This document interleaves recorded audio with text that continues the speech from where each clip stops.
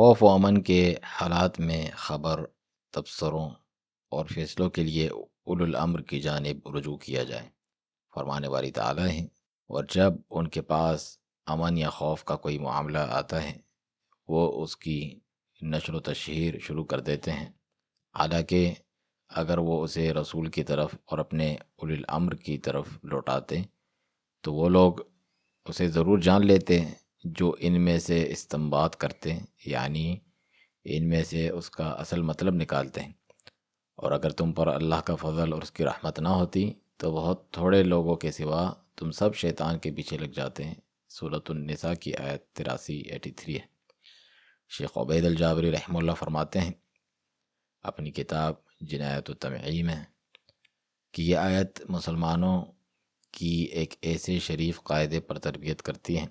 کہ جب بھی ان کا سامنا کسی بھی قسم کے مصائب، مشکل اور کٹھن امور سے ہو، اسے اپنا کر اس پر چلنا ان پر واجب ہے۔ اور وہ قاعدہ یہ ہے کہ ایسی درپیش مشکلات اور بڑے معاملات کو جو ایک حلیم و بردبار شخص تک کو حیرت میں ڈال دیتے ہیں، ان لوگوں کی طرف لوٹائیں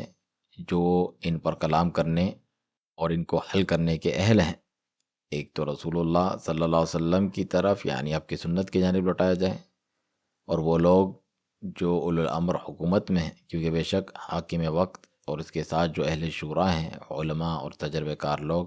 اہل حل و عقد اور شرعی اور سیاسی امور کی معرفت رکھنے والے، یہی لوگ ان درپیش مشکلات کو حل کرنے کے اہل ہیں، نہ کہ عام عوام۔